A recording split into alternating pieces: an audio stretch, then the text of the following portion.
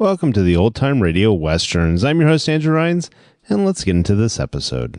This episode is going to be Western Stories. This Western story comes from Lux Radio Theater. Original air date is November 5th, 1945, and the title is Destry Rides Again.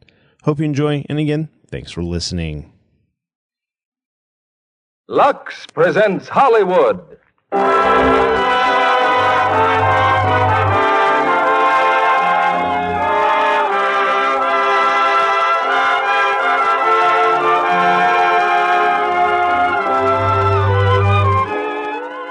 The Lux Radio Theater brings you Jimmy Stewart and Joan Blondell in Destry Rides Again.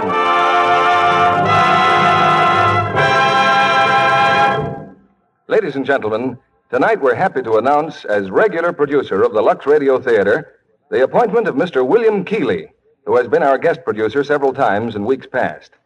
Prior to 3 years of active service as colonel in the Army Air Corps, Mr. Keighley directed such screen hits as The Fighting 69th, Each Dawn I Die, George Washington Slept Here, The Man Who Came to Dinner, and a score of other stage and screen successes. We are happy to add his talent, experience, and producing skill to our regular Monday evening broadcasts. Mr. William Keighley.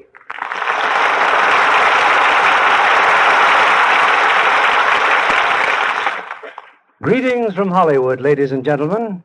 And I'd like to say first how happy I am to be able to be with you in this theater every Monday night. It so happens that this week is the 25th anniversary of radio. And celebrating that event, we welcome back to the airways and to the Lux Radio Theater a gentleman we've missed for almost 5 years, Jimmy Stewart. He appears in one of his favorite roles as the soft-spoken, gentlemanly guardian of the law in Universal's Western melodrama, Destry Rides Again. Co-starred with Jimmy is another favorite of this theater, Joan Blondell, for whom I've always felt a warm regard, since Joan acted in the very first play that I produced on Broadway. Now, our story tonight takes us to the early West, those halcyon boomtown years when life was lived from day to day and gold slipped easily through the fingers, when a fine-tooth comb cost $7 and a sewing needle twice that much, while a cake of soap, if you could get it, was worth its weight in gold dust. So if the belles of the early West were proud of their complexions, it's a credit to the laws of chance. Nowadays, I'm sure that Western beauties by the thousands, like so many lovely women everywhere, attribute their smooth complexions to Lux toilet soap. And if Destry's descendants ever ride again, I trust it will be to the corner store for a cake of Lux. The curtain now rises on our first act, starring Jimmy Stewart as Tom Destry and Joan Blondell as Frenchie, with Leo Cleary as Wash Dimsdale.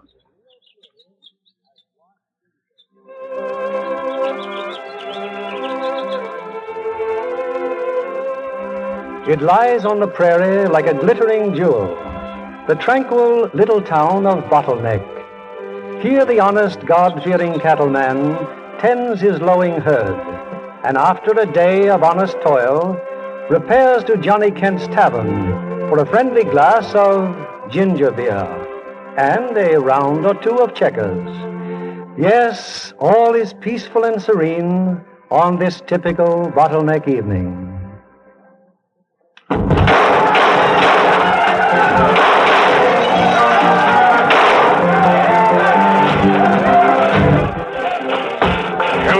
Oh, hello, Mayor. What are you doing in my dressing room? Seeking sanctuary? That's quite a brawl. A convenient brawl. Oh? Bugs and Jip started it, so no one hear the shots upstairs. Oh, I see. Clara? Yes, ma'am? Stay where you are. I'll change later. Yes, ma'am? Did Kent come down with you, Frenchie? He's still upstairs doing a little arithmetic. Arithmetic? Yeah, he owns Claggett Ranch now. Well, that gives him a solid strip of land right across the valley. Right straight across. And from now on, every time the cattlemen drive their herds across the valley, it's going to cost 25 cents a head. Sounds reasonable to me. You know, that's what I like about Johnny Kent. He's not greedy. No, all he wants is everything. Yeah, well, let's see. 400,000 steers at 25 cents Don't knock your a brains head. out, Mayor. Kent will figure it out. Well, I trust he'll also figure out a way of removing the body of the Unfortunate Mr. Claggett. Claggett's not dead. He's only mad. What are you talking Well, about? shut up and listen. They had a poker game up there. Claggett bet everything he owned, including his ranch. Naturally, he lost. Naturally. When he started to yell he was framed, they threw him out. And who was shot? The sheriff. Sheriff Watson? Claggett went running to Watson. Watson accused Kent. And, well, the boys resented it. He's a fine man, the sheriff. Fine man. Well, start thinking about a new appointment. Well, I've got just the right man in mind. And if he happens to be sober enough to get on his feet, I'll... Why, Wash Dimsdale, of course. The town drunk? Are you out of your... Oh, I see what you mean, Mayor. I see what you mean.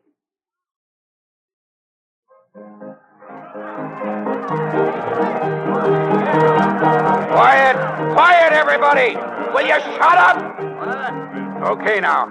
Johnny Kent here's got something to say. Having a good time, everybody? That's what I like to see in my place. Well, folks, we got some important news from Mayor Slade. Fellow citizens, our esteemed Sheriff Watson has suddenly been called out of town on urgent business. He'll be gone permanent. Therefore, I hereby appoint as our new sheriff that paragon of courage, the pride of our community, Mr. Washington Dimsdale. All right, somebody, get him up here. There he is, Johnny, under the table. He's coming, Johnny. Here comes the new sheriff. Hey, little Joe, little Joe. Oh, whatever become of him?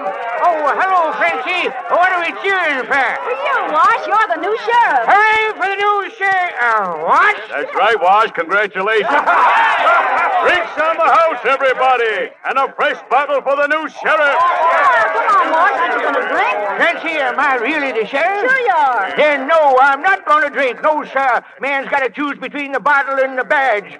You hear that, you pack of no-good skunks? Listen to me. Gonna be law and order in Bottlenecker. I'm putting the whole town in jail. And if you need any help, I'll be a deputy. No, I wouldn't have you. I want a deputy like I used to be. What? When were you ever a deputy? When was I? Why, when Tom Destry was sheriff, that's when. You think you're tough and ornery? You ain't nothing like there was when Destry was my boss. But Destry's been dead for 5 years, Wash. Well, maybe so, but young Tom ain't dead. And his daddy brought him up to be the toughest fighting man that ever growed up in the West. I'm sending for him right now. And when he gets here, Destry will ride again.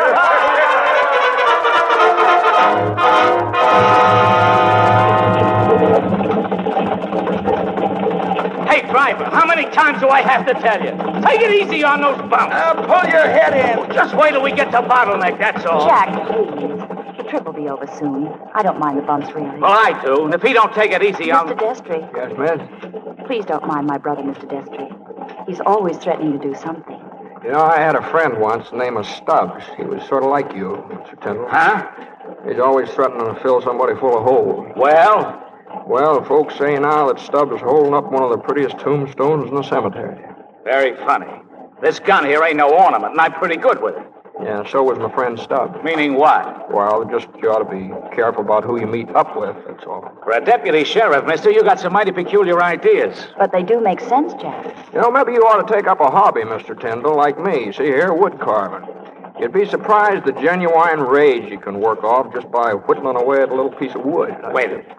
Are you sure your name's Destry? Yeah, folks are always asking me that. Your father was a wonderful man, Mr. Destry. Yes, he was. Yes, he was. I guess I'm different. I'll say you're different. Yeah, my father got shot in the back. And there are a lot of things I do, Mr. Tyndall, just to avoid getting shot in the back.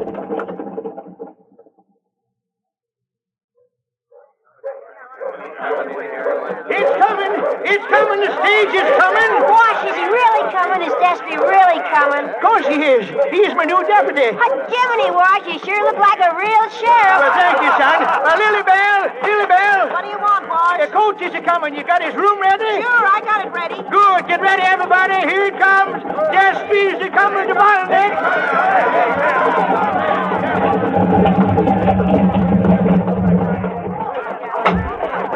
All right, driver, I warned you. I said wait till we get to Bottleneck. Yeah, and what are you going to do about it? Just this. Hey,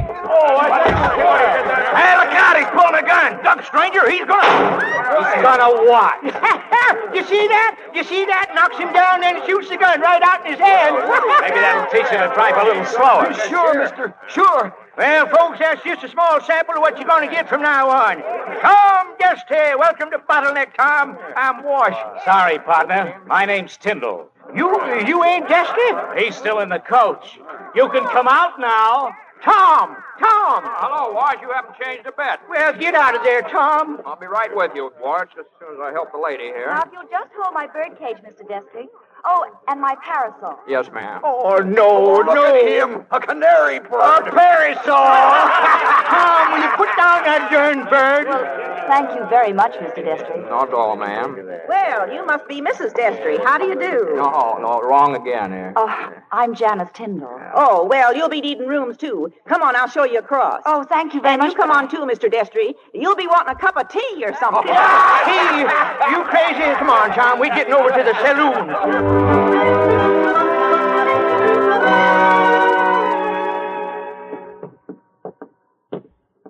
Now, look here, Tom. You're making an impression on this town that's got to be eradicated right now. But don't you think first impressions are darn fool things to jump at? Around here, you got to jump first. You don't live long. You know, what you're saying reminds me of a friend of mine. And he woke up in the middle of the night and he saw a great big hand coming at him. A hand? Yeah.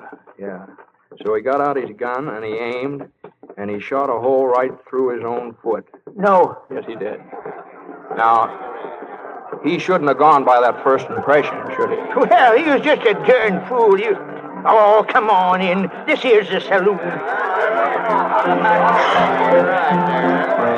Shut up, everybody, and pay attention. Well, here he is, folks. I want you all to meet my new deputy, Thomas Jefferson Destry. Hello there. Howdy. Destry, my name's Kent. Howdy. And this is Piggy Slade, our mayor. And, Frenchie. Coming. Here's a girl you got to meet, Mr. Destry. Frenchie, meet the new deputy. A deputy or a beanpole? Say, Mr. Destry, how's the weather up there? How's the weather up there? Yeah. Everybody says that when they see me. Come on, everybody. Let's have a drink to the new deputy. Destry, I think you and me ought to have an understanding right off. Oh, good. I'm all for folks understanding each other. So I'll start by telling you that I've got a hobby. You have, huh? Well, mine's carving napkin rings. What's your hobby? Collecting guns. Deputy sheriff's guns. Whenever I meet one, I ask him for his guns. I ask him real nice. Uh-huh. Well, I'm afraid this here's one time you're going to be disappointed. You mean I have to take them from you? If you can. If I can. Hold on now. Hold on. Don't get excited. I'm just trying to tell you I ain't got any guns. See here? Just what kind of a deputy are you? Now, if I had a gun on me, why, one of us might have got hurt. And it might have been me. And I wouldn't have liked that, would I? Look at me, fellas. I'm a canary. Tweet, tweet. My goodness, where's my parrot? Now, cut it out. If anybody starts picking on you, Mr. Destry, just you come to Uncle. I'll remember that, Mr. Kent. Good. What'd you have to drink? How about a nice glass of milk? Yeah, I think I will. Nice glass of milk. And here's a present for you, Mr. Destry. A bucket of water. Mop. Sure. He wants to clean up Bottleneck, doesn't he? Here you are, deputy. And don't forget the corner.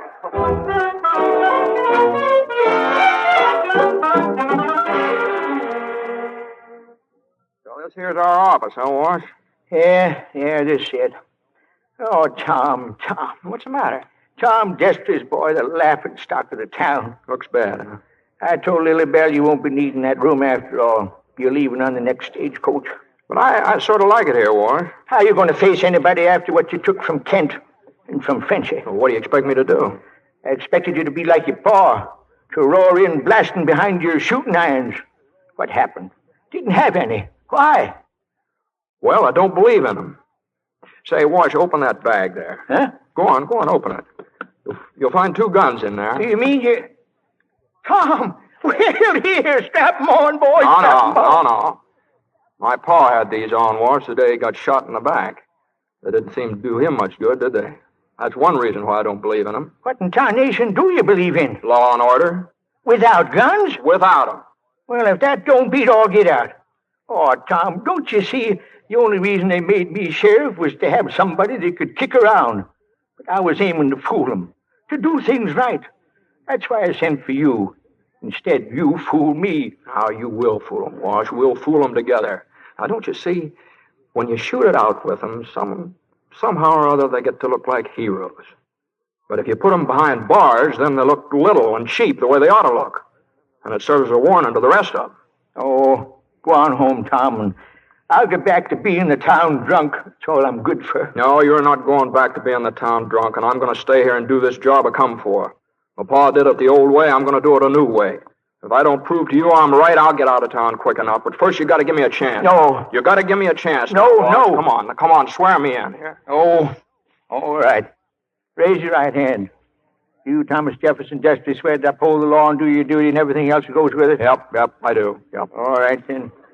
Here's your badge. Just don't let anybody see you wearing it. No guns. Where are you going? I'm taking a walk. I'll probably get drunk. I think I'll go along with you, then. You just get into trouble, Tom. I'm warning you. What's this here, the main street here? Yes. Nice hardware store over there. Yeah, it is. Got some mighty fine Bowie knives in stock. Bowie knives, an elegant weapon. Wash. No. I was afraid you wouldn't be interested. Tom, look here. You see this hitching post soaked through and through with the blood of Sawtooth McGee. He objected to a petticoat his neighbor's wife was wearing. They fit to a draw, both buried in the same grave. Sawtooth and the petticoat. Sawtooth and the neighbor. Oh, Also, 4 innocent bystanders. Now, you got to listen to reason, Tom, or get out of town. You know, I had a friend once, used to collect postage stamps. And he always said the one good thing about a postage stamp, it always sticks to one thing till it gets there. Well, I'm sort of like that. Hey, Wash, wait a minute. I've been looking all over for you. Now, what is it? This here crate, Wash, come to the express office day before yesterday for Sheriff Watson. Well, what's in it? Appears to be rabbits in it. And I got to get him off my hands. When that crate come, there was only 2 of them. Now look. Well, rabbits is like that. Yeah. Say, where did Sheriff Watson go? I don't know nothing about nothing. Well, you better start learning about rabbits because I just give you these. Now get. Thanks, Sheriff. I'll get. Fellas, that's it. No gun Destry. Tom, gun. Get out of here. Wait a minute. Hold on now. Hey, wait a minute now. You guys are getting pretty playful, aren't you? Yeah, we're full of liquor and full of fight. Hold my horse here, Creepy. Now, Bugsy, he didn't mean nothing by it. Don't start no trouble. Trouble? Why, we just want to see the new deputy dance. Come on, Destry, dance. I said dance. Now, wait a minute. Hold on now. Say, Bugsy, those look like pretty good guns you got there. You mind if I heft them a little? Well, I guess you can't hurt yourself, Sonny, just hefting them. Yeah, it's a nice weight there, yeah. You know, aside from being pretty ornaments, a fella can have a lot of harmless amusement out of these here toys. Now, take, for instance, them knobs on the top of that sign down the street there. Where? Down the block there, right there. Now, watch them.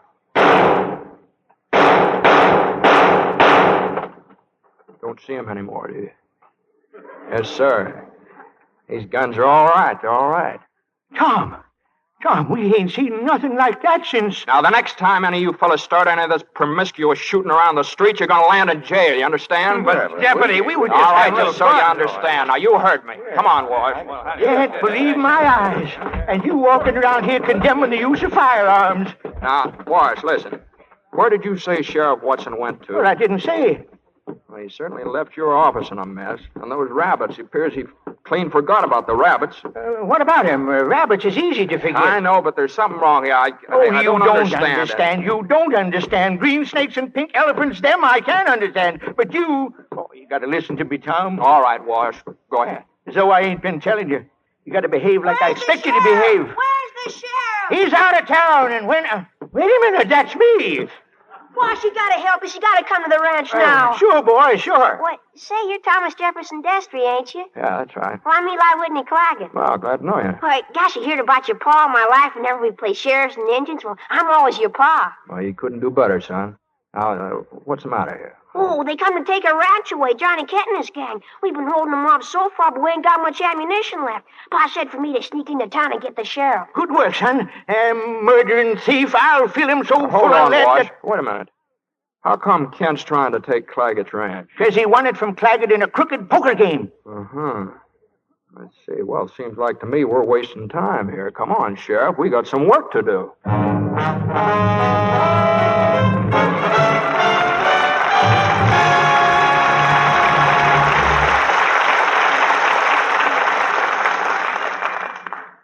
In just a minute, we'll bring you Act Two of Destry Rides Again, starring James Stewart and Joan Blondell. And now, here's Libby Collins, our Hollywood reporter, with news about the stars. Which star are we turning the spotlight on tonight, Libby? A very famous and lovely one, Mr. Keighley, Merle Oberon. Ah, there's glamour for you. I understand Merle Oberon's especially lovely in her new picture, Universal's This Love of Ours. Oh, yes. She plays the romantic role of a French music hall entertainer who becomes a great lady. And speaking of glamour, Mr. Keighley, wait till you see Merle Oberon in some of the gowns she wears in the picture. There's a dusty pink evening gown embroidered all over with pink crystal beads. Mm-hmm. Well, that's just the thing for a dark-haired beauty, I'd say. Yes, Merle is famous for her perfect costumes. But lovely as she is, she has some very practical hints for women everywhere. Every woman, she says, is born with a certain amount of glamour. But it has to be developed just as a diamond has to be polished to bring out the sparkle. Lux girls know about that, don't they, Libby? They certainly do, Mr. Kennedy. They've discovered what a wonderful difference it makes when you find the right complexion care. Merle Oberon spoke about that, too. Soft, smooth skin, she said, is so important. She told me active lather facials with Lux soap have always worked for her. Won't you tell us, Libby, how Miss Oberon takes her Lux soap facials? Well, here's exactly how she does it, Mr. Kennedy, in her own words. I cover my face generously with a Lux soap lather and work it well in. Then I rinse with warm water, splash on cold, and pat with a soft towel to dry. The Lux soap lather's so creamy, it feels like smoothing beauty in. I wouldn't trust my skin to any other care. That's the way 9 out of 10 other lovely screen stars feel, too. They've found daily active lather facials really make skin softer, smoother. Recent tests of these beauty facials, actually 3 out of 4 complexions improved in a short time. This tip from Merle Oberon may help you win lovelier skin. Why not try it? Get some gentle white Lux toilet soap, Hollywood's own beauty soap, tomorrow. Mr. William Keighley now presents our second act. We continue with Destry Rides Again, starring James Stewart as Tom Destry and Joan Blondell as Frenchie.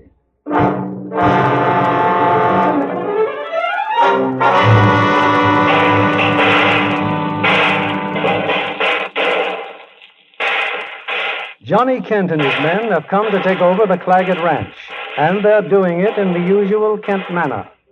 But behind the stout walls of the ranch house, Sam Claggett and his wife have managed thus far to hold their own.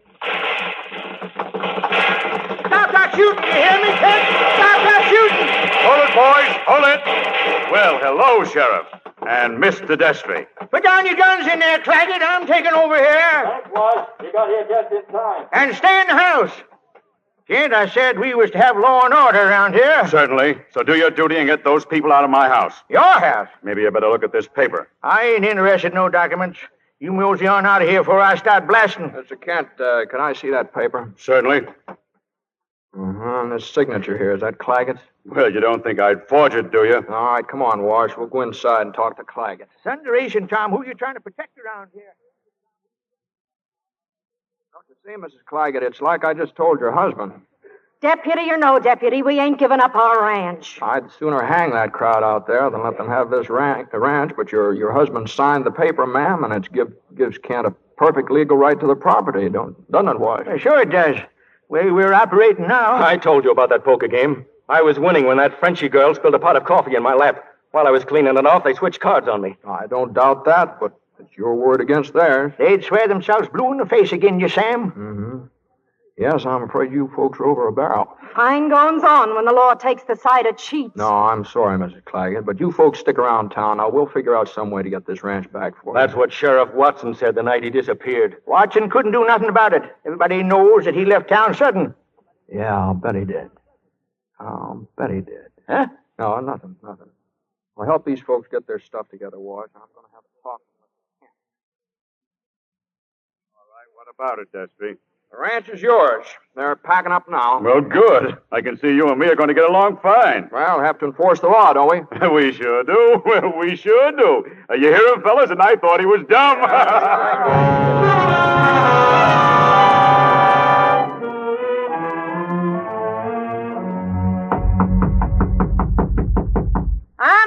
I'm coming. Yes, sir? My goodness, if it ain't the law. Would you tell Miss Frenchie I'd appreciate seeing her on some official business, please? Yes, sir. Miss Frenchie? Yeah, what is it? Say, Miss Frenchie, that tall drink of water's here on he is. fishy business. He is he? Well, you tell him for me that I... Hold on now, ma'am. Hold on now. I just come over to apologize. Apologize for what? Well, for not realizing who's the real boss of Bottleneck. My coffee, Clara. Yes, sir. Don't let me interfere with your dinner, ma'am. It's breakfast. Oh, excuse Does me. he get some too, miss? I don't mind if I do join you in a cup. So you found out what's good for yourself, huh? Yes, I sort of figured I'd better use a little common horse sense.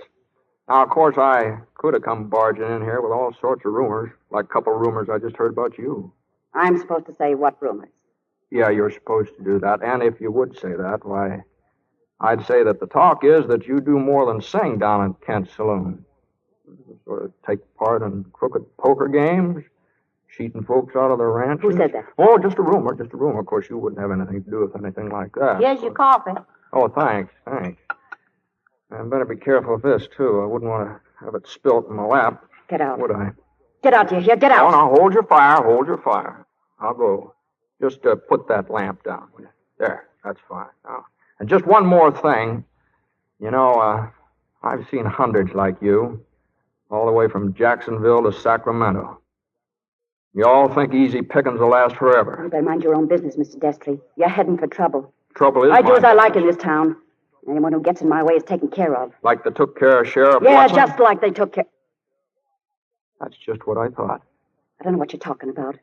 You better keep your mouth shut and get out of town before it's too late. Oh, come on now. I don't think you're half as bad as you make out to be. Well, never mind what I am. I'll bet you got kind of a pretty face underneath all that paint.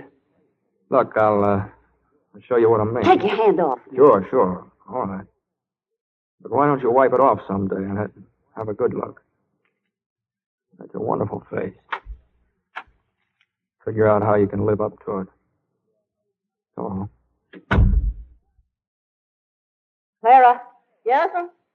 bring me a mirror. And a towel. Yes, ma'am. Well, that's the most peculiar acting man I ever did see.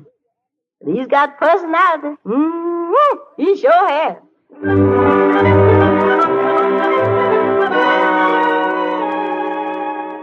Now, don't you and Sam worry one bit, Miss Claggett. You can stay here as long as you want. Well, I sure appreciate it, Lily Bell. Still and all, if we could have kept on shooting this afternoon instead of sending for them. Now, Mag, they had the law on their side like The law. I've got something to say about that. Oh, Jack, please. It's none of your affair. It is my affair, Janice. That brat Kent's charging me 2 bits for every head of cattle going through this valley. It's time decent people joined up and got rid of them cutthroats. Well, you better start in with this watery-eyed sheriff here and that gun-shy lady-fingered deputy of his. Come on in, Destry. I saw you standing there. I wouldn't have said that, Tyndall. Turn your back on me. Oh, Jack, please. You heard me, Destry. I ain't paying 1 cent to move my cattle. Now, what do you aim to do? Well, at present, nothing. That's what I thought. But I'll do something if I have to take the law in my own hands. Nobody's going to set themselves up above the law around here, you understand? Listen, I've got something to say to you. I think maybe I could illustrate it better if I told you a story. I used to have a friend. Oh, another one, Tom? Yep, another one. He was an opera singer. But he went into the cement business, and one day he fell into the cement. And now, instead of singing in the new opera house at St. Louis, he's just part of the cornerstone. He should have stuck to his trade. You better stick to yours. Tom, where you going? Up to my room. Time to get ready for supper. Tom, how can you talk of eating at a time like this? Because I'm hungry. Come on.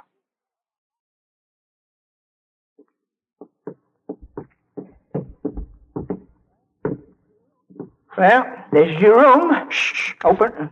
Listen, there's somebody in there. Huh? Step aside here. Oh, good evening. Good evening. Doubtlessly you're wondering what I am doing in your room. Well, you may believe this or not, but I am waiting for a stagecoach. Look, aren't you Lily Bell's husband? Sure, Tom. That's just Callahan. Callahan. I am a Stavrogin of Bardyshev. Everybody calls him Callahan, Tom. Easy to say. Yeah, well, I don't mind who you are, but what are your legs doing in my pants? I find this all very awkward. Oh, he loses his pants regular, Tom. They win him off him at poker. Then Lily Bell locks him up in his room. This time I outsmart Lily Bell. I climb through the window, across the roof, and zuff, I find some pants. Yeah, but they're my pants, so come on, off with them now. You mean now? Now, yeah. Well, the whole world is against me. Oh, now, wait a minute now. I might be able to make a deal with you. How well do you know this country around here? Like a field mouse. There isn't a twig, a tree, a bush. Well, all right, that's good enough. All right, the pants are yours if you do a little job for me. Agreed. What can I lose? Only a job. Command me. I want you to find something. Ah, I am a weasel, a hawk. I have the memory of an elephant, the strength Thunderation, he's not asking for a zoo. Only a bloodhound who can keep his mouth shut. I shall be a bloodhound, sniffing and silent. What's missing? The body of Sheriff Watson. Pardon me while I give you back your pants. Tom, what do you want to find Watson's body for? Because you can't prove a murder without a corpse. And I sort of think Callahan would make a pretty good second deputy. A deputy? Deputy Stavrogin! Order me where you will, to Siberia. Come on, then. We're going down to Kent's Saloon.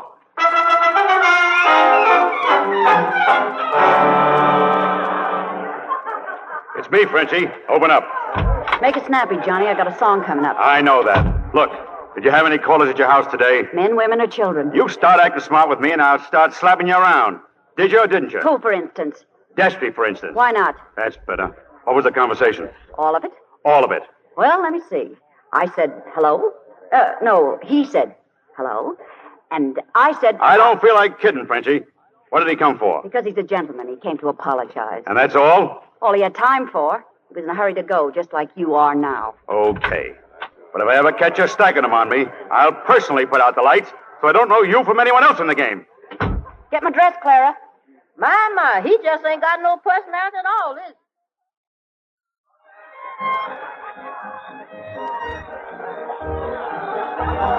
All right, now, Callahan, stay outside here, right outside the saloon, and follow any of Kent's gang to come out. I wish you'd tell me what you're up to, Tom. Well, we can't find the missing body, can we? Well, the next best thing is have them find it for us. Please, let's go home. You do as you're told. Now, wait a minute. Who's that? They're on the porch of the saloon. No, it's Frenchie, pacing up and down on the porch. Well, here goes. Get over here, Callahan. We'll wait in the shadows. Got a match, Deputy? Oh, yeah, sure. Thanks. Well, you've been arguing with somebody again, huh? How'd you know? Well, I read a book once that said that the women always look their best in the peace and quiet that follows a storm. Very good. But it would have been a lot nicer if you'd thought of that yourself. Well, as a matter of fact, it did. You won't take my advice, will you? You mean leave town? No. Here, I got something for you. What's it? What, a rabbit's foot, huh? Yeah, take it. And keep away from dark corners. I'll see you inside, maybe, huh? Gotta do my number. Yeah, sure. I'll be right in. See you. Wait a minute, Destry. I see now why you don't need guns. You do? Yeah. And why I can't get my cattle through. And I'm taking them through in spite of you, Kent, or anybody else. I'd think twice if I were you, Tyndall, before I started trespassing. You're cutting in on Kent 2 or 3 different ways, aren't you? I'm sorry you made me do that, Tyndall. Mighty sorry. See what the boys in the back room will have, and give them the poison they... Oh, good evening, Mayor Slade. Evening, son. Sit down. Frenchie sure sings a song, doesn't she?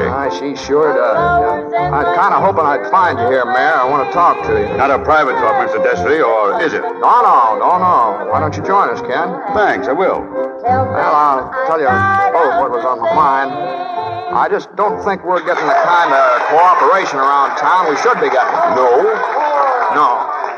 No, it seems every time the sheriff or me asks a question, folks just shut up or walk away like they never heard it. Well, my guess is they just don't cotton to sheriffs around here. Well, you're probably right, yeah.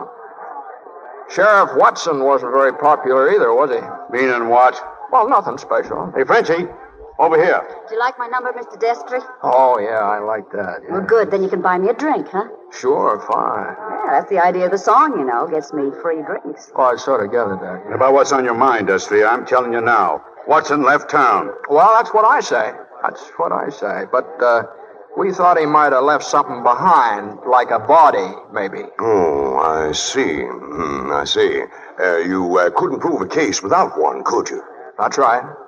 And suppose we knew where there was one. Oh, this is a lively conversation when a lady wants a drink. Come on, deputy. Let's go to the bar. Wait a minute. I haven't settled with Destry yet for that very good favor he did me out at Claggett's Ranch. I called for some champagne. The best. Well, in that case, we better stay right here, huh, Frenchie?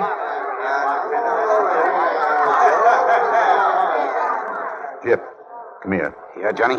Tell Eddie to ice up some champagne and send it over to the table. Sure, boss. Wait a minute. Then ride out to the place and see if it's gone. Huh? What's gone? Oh, you mean? Yeah.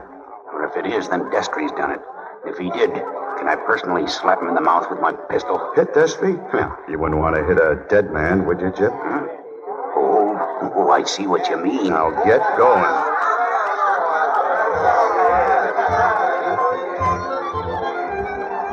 You know, Mayor, that fella Johnny Kent reminds me of a friend of mine in Kansas City. Drinks nothing but wine. Every time he comes to town... I had a friend in New Orleans like that, only he was crazy about clams. Every time he'd come to town, he'd rush to the nearest restaurant and order 100 clams. Oh, I'm sorry, I interrupted you. Oh, that's all right. I don't think there's much point to my story. What about the clams? Yeah, this particular time, they didn't have any clams. So they got him oysters, and he just about tore the place down. He was so mad. What's the point of that? Well, the point is he found a pearl in one of them that big. That's cool. No, it was bad.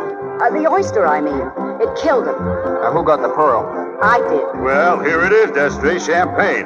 Yeah, I'd better go easy if I want to do any sheriffing tomorrow. You might take the day off, huh, Mayor? Might have that. Well, if I'm going to make an evening of it, how about you and me having a dance, Frenchie? Is it all right with you, Kent? Sure, go right ahead. You won't listen, will you? But I'm not going to warn you again. No, it's all right. I still got your rabbit foot. You're going to need it. Say, isn't that our fearless sheriff rushing over? Yeah, I believe it is. Tom, come here quick. Oh, sorry, Frenchie. I'm sorry, too, Tom. Always in one.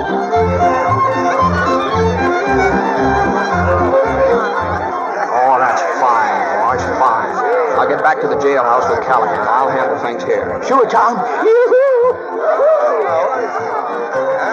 Stop the music. All right, hold it down, folks. Hold it down, everyone. Stop the music.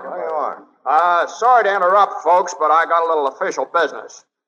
You know, Wash and me's been pestering you folks with a lot of questions about the former Sheriff Watson. Hold on now, hold on. You ain't going to ask any more questions because Wash just found the answer.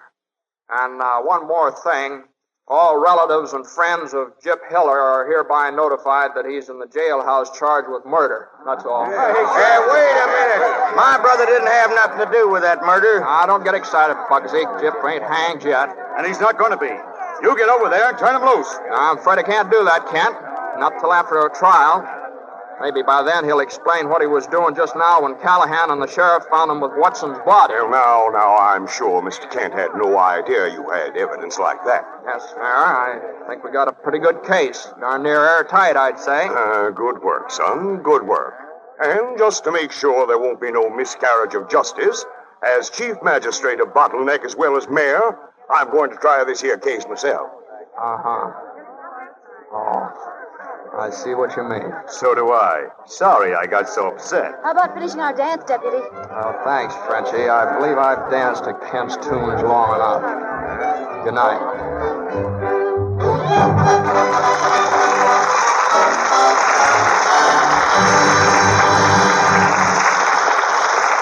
We pause now for station identification. This is CBS, the Columbia Broadcasting System.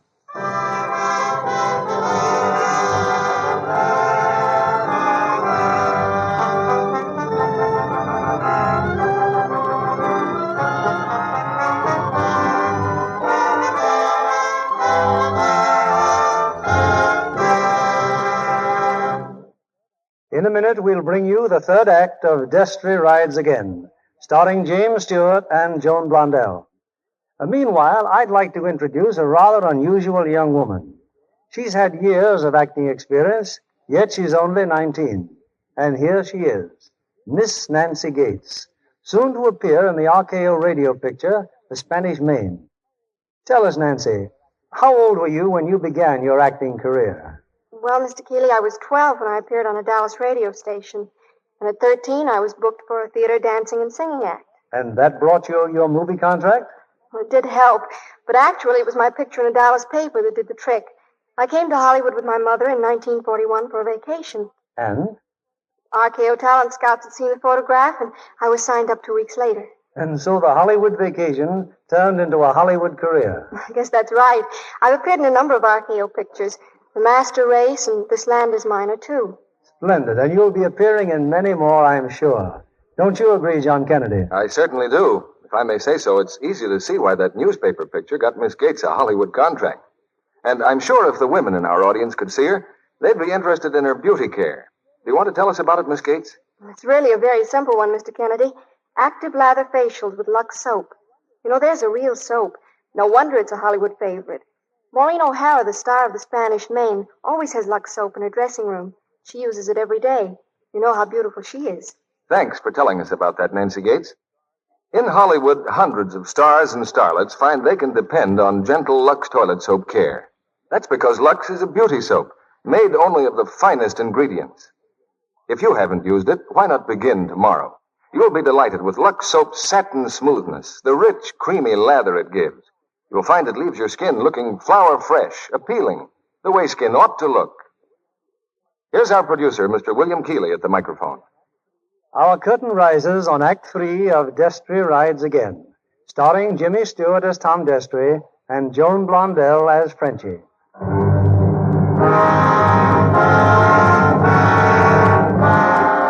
Gyp Hiller's in jail, charged with the murder of Sheriff Watson. But with Mayor Slade presiding over the forthcoming trial, justice in Bottleneck still is just a joke. An hour ago, Tom Destry locked up another prisoner, Jack Tyndall, and now Janice has rushed to the jailhouse. Don't get upset, Janice. I had to put him in jail. But why? What did he do? Drove his cattle through Kent's property. That's trespassing. I see. It's all right for murderers to go free, but trespassers... Nobody's gone free yet, now. Oh, Tom, I wish I could understand you. Now, don't worry. I think we got a chance. Good chance. A chance for what? I can't say right now. Now, if you want to see Jack... Oh, please. Well, he's down here. Jack? Hello, Janice. Well, I told you I was going to bring our cattle through, and I did. I didn't pay a penny. I ain't going to pay. Nobody's going to make me pay. Jack, you're the most stubborn, ornery, mule-headed... Self-opinionated's a good word. Oh, I give up. Talking to Jack's like talking to a stone wall. Yeah, Gyp Hiller won't talk, and your brother won't listen. You know, if he was reasonable and paid Kent the money for moving his cattle, he could turn right around and sue and get it all back. Sue Kent? With Slade as the judge? Why, you must think I'm really dumb. All right, forget it. Well, anyway, Janice, thanks for trying to help out. Jack will be here for some time, so... It's here. I got it. Callahan. Look, it came. The letter? Yes, here, from Cheyenne. Oh, thanks. Yeah, let's see. That's right. Now, here's something you might like to read, Jack. From a friend of mine. He's a federal judge with a hankering for travel. Huh? And now maybe you can see why I wanted you to pay Kent. Slade won't be on the bench. And if you can just keep from getting your fool head shot off until that federal judge gets here, I can get my convictions and you can get your money back. See what you mean. Okay, I'll pay him. Here, I got a draft. Wells Fargo will cash it. Now, that's your job, Callahan. Then take the money over to Kent, get a receipt. Yes, Commander. I'm a courier, a bolt of lightning, but silent as the night. Farewell. You'd better wait for the draft, Mr. Callahan. Oh, here. Now, come right back. All right, Tyndall, I'm turning you loose in your sister's custody.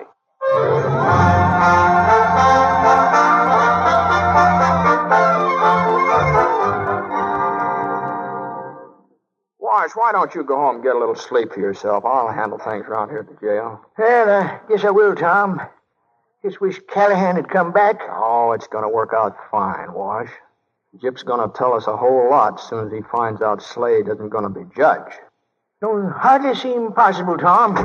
Who was that? Deputy Stavrogin reporting, Excellency. With the receipt. See? Kent signed it himself. Good work, Callahan. Please, not Callahan. Oh, I'm sorry. Anything special going on in the saloon? Very little. Mayor Slade is swearing in his jury. $200 each for now. $300 more when they set Gyp Hiller free. He's wasting Kent's cash. He could tack a jury for a right less. That's what I told him. I said, just wait till that federal judge gets here, and then you'll see. You what? I said, just wait till that federal... Oh, I presume you'll want the pants back with the badge? No, it doesn't matter, Callahan. Doesn't matter now. There won't be any trial now, Tom, crooked or no. They'll be down here tearing this jail apart and turning Gyp loose. No, maybe not. Maybe for once we got him scared. Hey, Tom. Destry. Mr. Destry. Oh, it's all right, Wash. Only Frenchie's maid. Mr. Destry. Miss Frenchie says she wants to see you right away. She says it's awful important. All right, tell her I'll be right over. Tom, you're walking into an ambush. They'll spot you out on that street. I hardly think so, Wash. Not yet. Now, you just hold down the fort here. Well, don't worry none about me. I will.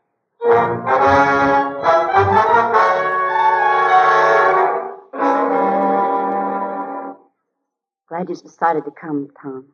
Well, your maid said it was important. Well, it is. Trouble? Nope, no trouble. I'm leaving town tonight and wanted to see you before I left. Well, pretty sudden, isn't it, Frenchie? Well, I'm like that. What, something happened or something? A bit of news, maybe? Don't be so suspicious. I'm just tired of bottleneck, and I'm going back to New Orleans. You miss me? Yeah, I guess I will. Or will Tyndall's sister get me off your mind? No, well, anyway, I'd like to wish you good luck. Good luck on a nice trip. You didn't answer my question.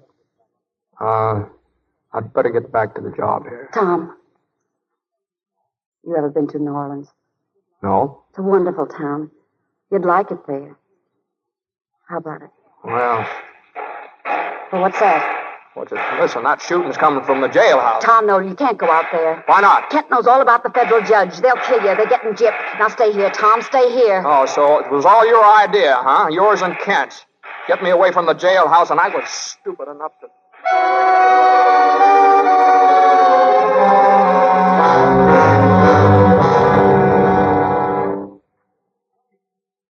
Did you get him, Tom?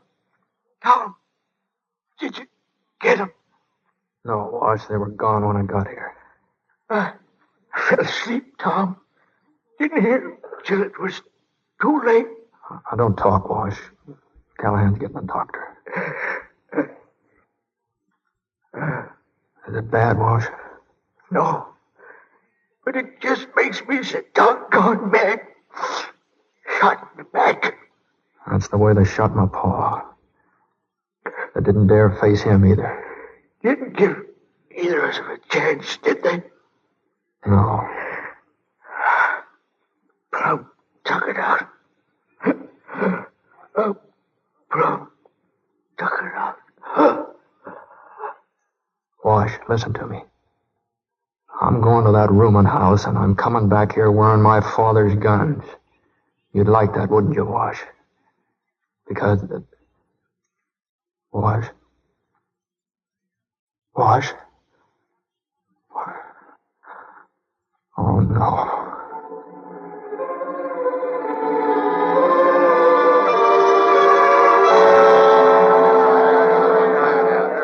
Now, wait a minute, Destry. You can't do this alone. Now, where's the men that murdered Wash? Where'd they go? They're in the saloon. Kent's got it barricaded like a fort. Now, these men here, Destry, say the word and we'll all go with you. All right. All right, hold on now. As long as you're with me, there are two things I want. I want every freight wagon in town and a stick of dynamite. We can get closer to the saloon and wagons, and when we do, the dynamite will open it up. All right, now, come on, let's get down to the corral. Tom, wait.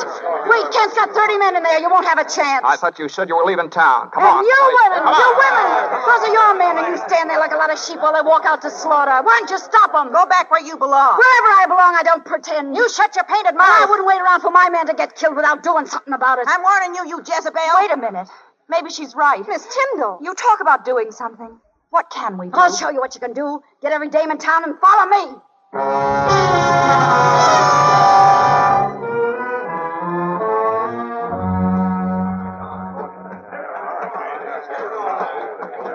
right, you men on your wagons? Yeah. All right, your heads down the main street. Bring your horses to a gallop. And when I throw the dynamite, cut in toward the saloon. Start shooting. All right, let's go now.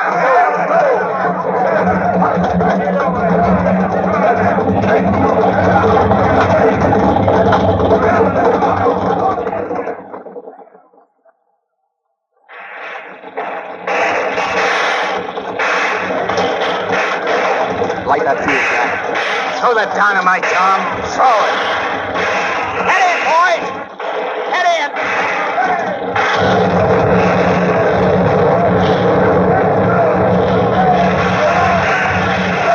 Tip the wagons over. Use them as barricades. Tom, look. Are you women crazy? Get back there. They're marching down the street between us and the saloon. Get back. Hold your fire now. Frenchie, hold those women back. You want to get in there, don't you? Then follow us. Not even Ken would shoot at a woman. Frenchie, get those fool women off the street. We're coming in, Johnny. Keep your men out here, Tom. Then if you got to shoot it out, at least for once, it'll be on the level and face to face.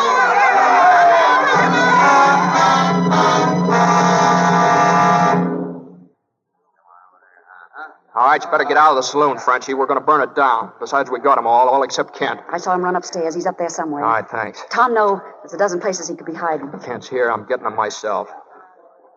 I'm coming up, Kent.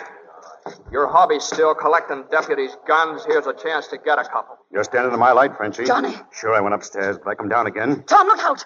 Tom, he's down here. Too bad, Frenchie. Just am I too late, too? Frenchie, come back. Tom, he's... No, Johnny. Not too late. Frenchie. Johnny. He's dead, Frenchie. Had to work out like this, didn't it? Maybe this'll make up the wash. Why did you save me? Why? Paint's still on my face. Never learned how to take it off, Tom. It's a wonderful face. Tom, you're in love with that Tyndall girl, aren't you? Do you suppose she'd mind if you kissed me? Oh, no, Frenchie, I don't think she'd mind at all. Thank you, Deputy.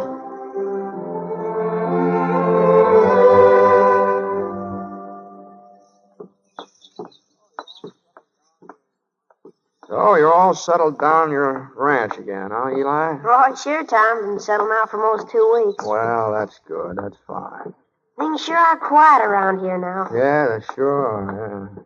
Hey, you see that hitching post over there? Did you ever hear the story about Sawtooth McGee? Oh, everybody's heard that one, Tom. Yeah, I suppose, yeah. Well, I sure could make him up, couldn't he? Sure Say, did he ever tell you the one about the guy that went... Tom, hurry! He's gone mad! Janice, what's the trouble? Oh, it's Lily Bell's husband, Callahan. Hurry, Tom, hurry. He's in there, Tom, behind that door. Stop him! Help! Callahan, don't you dare! Callahan, you're crazy! Who wouldn't be crazy? Tom, go in! Stop it! Oh, I don't really think it's necessary, Janice. I think Callahan's just finding his pants. What? After five long years, I finally find out why they call me Callahan. So you had a husband once, huh? And his name was Callahan. Well, the old regime is over. Has come the revolution. Boris Stavrogin is now the head of his house. Come here, madam. What is your husband's name? Well, Speak. Davrogin. See that you don't forget it. Now, how about a kiss, Lily Belsky? Why, Boris Davrogin. Oh, I'm sorry, Tom. It sounded like murder, at least. Oh, well, that's probably just a Russian way of expressing something. Speaking of marriage, Janice. Yes, Tom? I had a friend once down in Texas. He'd been so busy he never had a chance to propose. One day...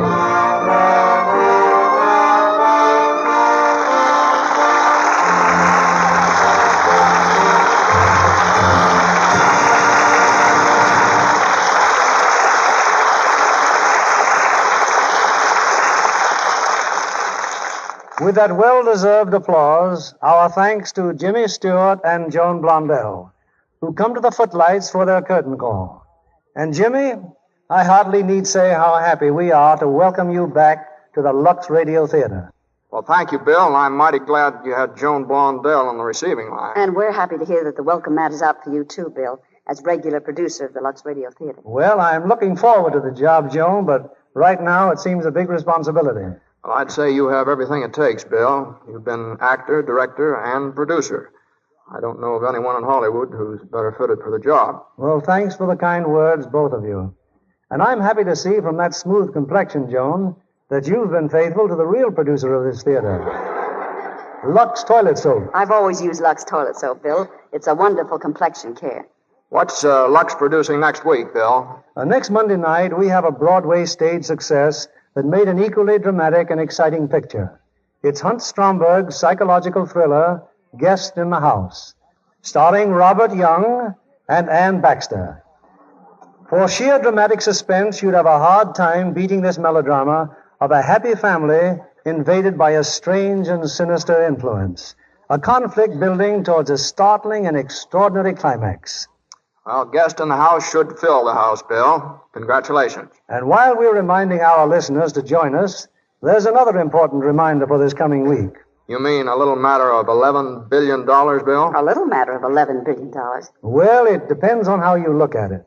$11 billion is a lot of money, of course, but it's little compared with the debt America owes to the men who fought and won the war. I guess you're right, Bill. And America was never a country to welsh on debts. Of course, a lot of people may feel that with the war over, there's no need to go on buying bonds. They feel that the job's done, so the debt stops. And yet the job isn't done for thousands of men that we're leaving overseas to keep the peace while we enjoy it. They're counting on us for food, shelter, supplies. And how about the cost of bringing so many thousands of our troops home? Well, it's just about the biggest, costliest transportation move in history. And when we've got them home, another job begins. What we've been calling rehabilitation. What it really means is giving those men a break, giving them a chance to learn a trade, get an education, everything that was promised them while they were fighting. And, of course, some of those boys we'll never be able to repay. No, I'm afraid not. We can never repay the men who died in this war, but we can see that their families are taken care of. We can see that the thousands of wounded in our hospitals will have the best medical care and the best possible chance to get back on their feet again. You know, they're having a bond drive in Canada, too, with many of these same purposes in mind. That's right, Joan. And in both countries, bonds are the safest and best investment you could find. How else in the United States can you get $4 back for $3 and guarantee your future and your country's future at the same time? You know, if everybody in our audience tonight were to buy one extra $100 war bond this week, we'd have more than a quarter of the total loan subscribed. Well, that's quite a challenge to your audience, Bill. Or perhaps I should say quite an opportunity. Here's hoping with all our hearts they take it. Good night. Night, Bill. Good night, and come back again soon.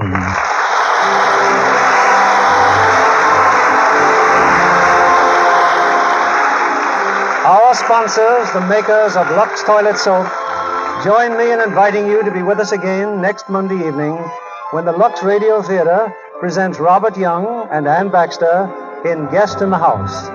This is William Keighley saying good night to you from Hollywood.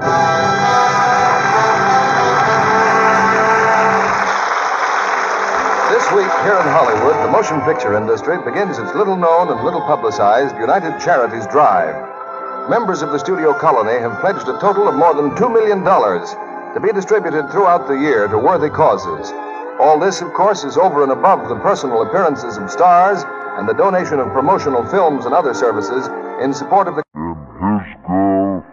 Drive. Jimmy Stewart's next picture will be It's a Wonderful Life, produced and directed by Frank Capra. Joan Blondell can currently be seen in the 20th Century Fox production, A Tree Grows in Brooklyn. Our music was directed by Louis Silvers. This program is broadcast to our men and women overseas through cooperation with the Armed Forces Radio Service. And this is your announcer, John Milton Kennedy, reminding you to tune in again next Monday night to hear Guest in the House with Robert Young and Ann Baxter.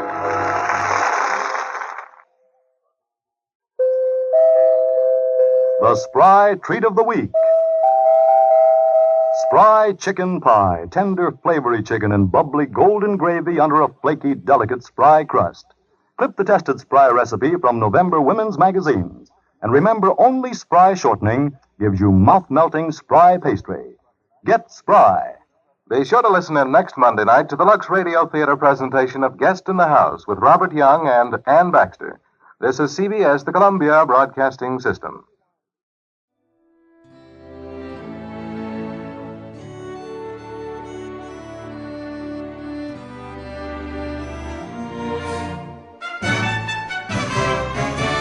This has been a presentation of OTRWesterns.com, and we hope you enjoyed. Please take some time to like and rate our shows in your favorite podcast application. Follow us on Facebook by going to OTRWesterns.com/Facebook. Join in the conversation by going to OTRWesterns.com/Discord. And don't forget to send us an email, podcast@OTRWesterns.com. This episode is copyright under the attribution, non-commercial, share alike copyright. For more information, go to OTRWesterns.com/copyright. Have a great day, and again, thanks for listening.